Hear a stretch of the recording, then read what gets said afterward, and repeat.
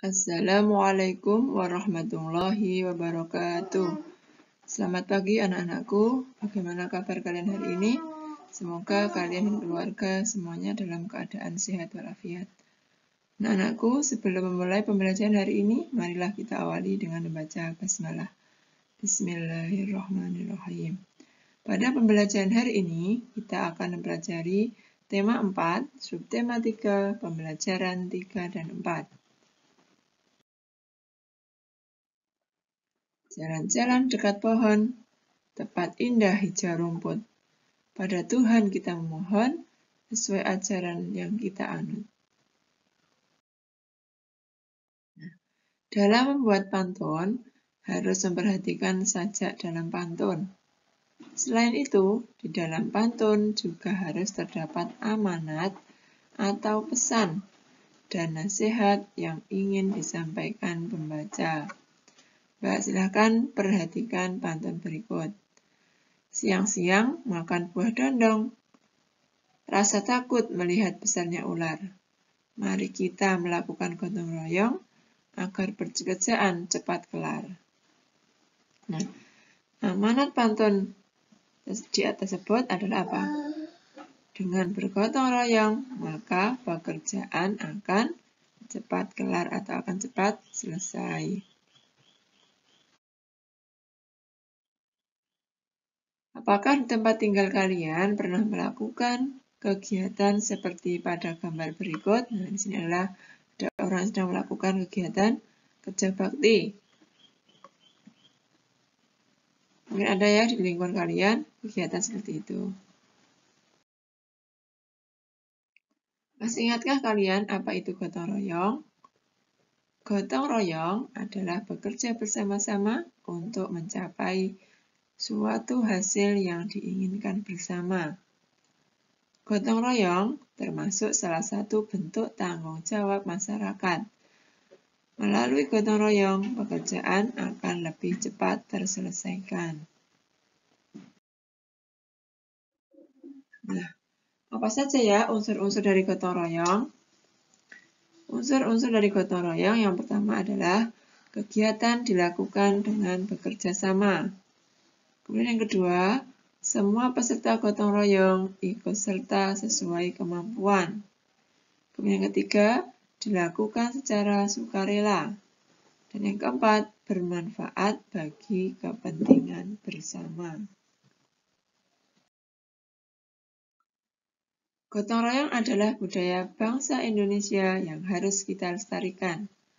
Karena gotong royong dapat mempererat persatuan dan kesatuan. Apa saja ya manfaat dari gotong royong? Manfaat gotong royong diantaranya adalah yang pertama, membuat pekerjaan cepat selesai. Kemudian yang kedua, pekerjaan sulit akan lebih mudah diselesaikan. Yang ketiga, memperkuat rasa persatuan dan kesatuan antar warga. Yang keempat, memupuk solidaritas dan hubungan yang harmonis antar warga. Yang kelima, menumbuhkan sikap tolong-menolong dan kekeluargaan antar warga. Sebagai warga, kita hendaknya mendahulukan kepentingan bersama. Setiap individu pun sebaiknya memperhatikan hal-hal yang menjadi tanggung jawabnya agar tercipta kehidupan masyarakat yang harmonis. Nah, di sini ada beberapa jenis-jenis tanggung jawab warga masyarakat. Yang pertama, memelihara ketertiban dan keamanan hidup bermasyarakat.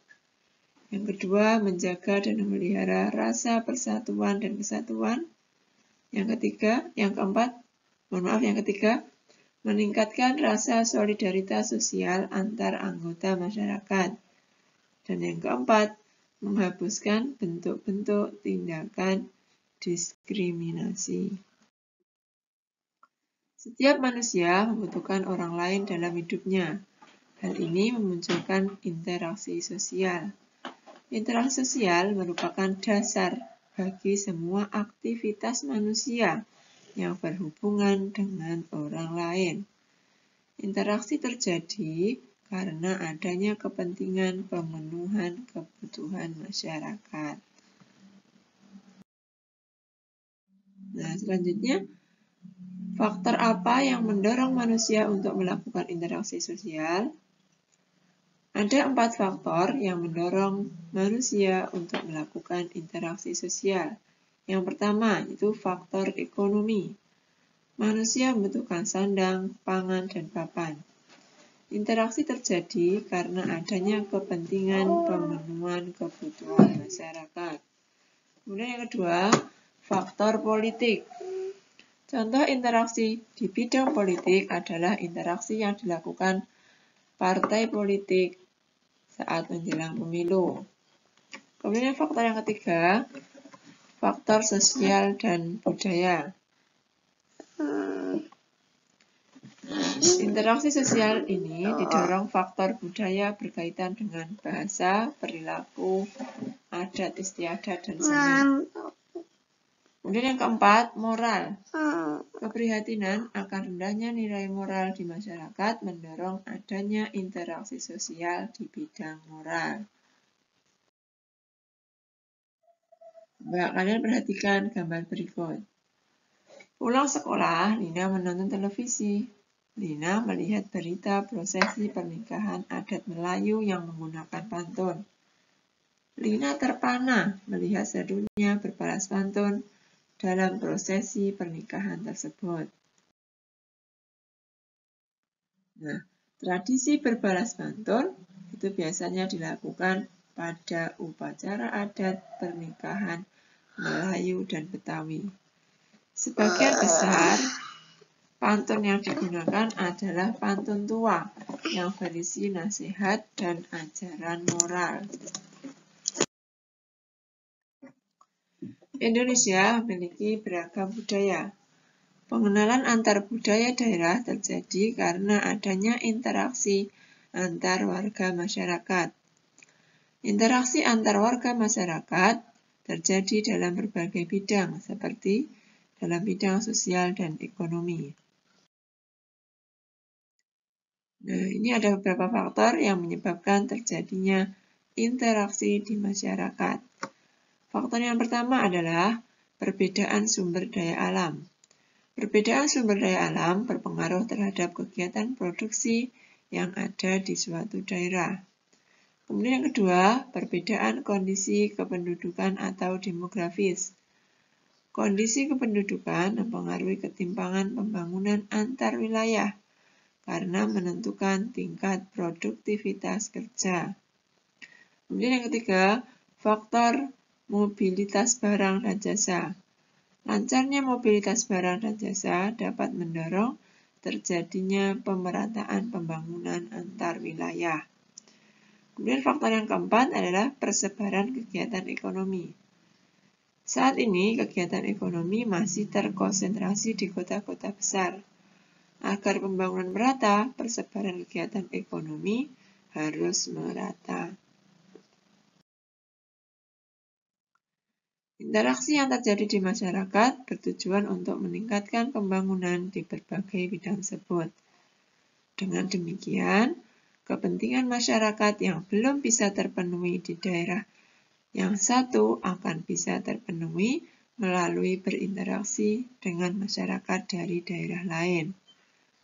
Meningkatnya kemampuan ekonomi tiap-tiap daerah akan mempengaruhi pemenuhan terhadap kebutuhan sosial dan budaya tiap-tiap daerah.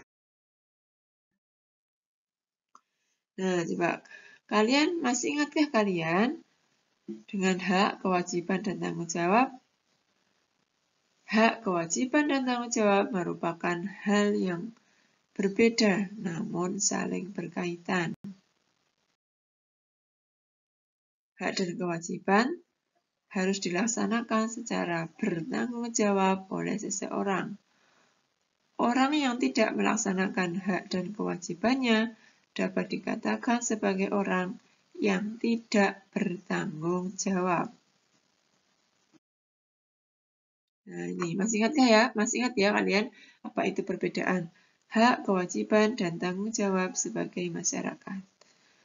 Hak adalah sesuatu yang mutlak milik seseorang. Kemudian apa itu kewajiban? Tentunya kan juga harus ingat, yaitu sesuatu yang harus dilakukan seseorang sebagai warga. Kemudian tanggung jawab, apa itu tanggung jawab? Tanggung jawab adalah tugas dan kewajiban yang harus dilaksanakan seseorang dalam kedudukannya sebagai warga. Nah, ini adalah contoh hak, kewajiban, dan tanggung jawab. Yang pertama, dari contoh hak terlebih dahulu, itu mendapatkan perlindungan hukum, kemudian mendapatkan pekerjaan dan penghidupan yang layak, menikmati lingkungan bersih, hidup tenang dan damai, bebas memilih, memeluk, dan melaksanakan agama, menjalankan agama, kemudian mengembangkan kebudayaan daerah. Kemudian contoh kewajiban sebagai masyarakat berikutnya. Di antaranya adalah mematuhi aturan atau norma yang berlaku dalam masyarakat. Kemudian yang kedua, menjaga ketertiban lingkungan masyarakat. Yang ketiga, mengikuti kegiatan yang ada di lingkungan. Yang keempat, menghormati tetangga di lingkungan tempat tinggal. Kemudian yang kelima, membantu tetangga yang terkena musibah. Dan yang keenam, menjaga kebersihan lingkungan tempat tinggal. Itu adalah contoh dari kewajiban sebagai warga masyarakat. Kemudian yang berikutnya, contoh tanggung jawab dalam masyarakat. Yang pertama adalah mengikuti pemilihan ketua RT atau RW. Kemudian menghargai hasil diskusi warga, membuang sampah di tempat sampah, melaksanakan ronda malam, dan mengikuti kerja bakti. Dan tentunya masih banyak lagi contoh hak, kewajiban, dan tanggung jawab kita dalam kehidupan di masyarakat. Anak-anakku, untuk pembelajaran hari ini sudah cukupkan. Semoga apa yang kita pelajari bermanfaat bagi kita semuanya. Wassalamualaikum warahmatullahi wabarakatuh.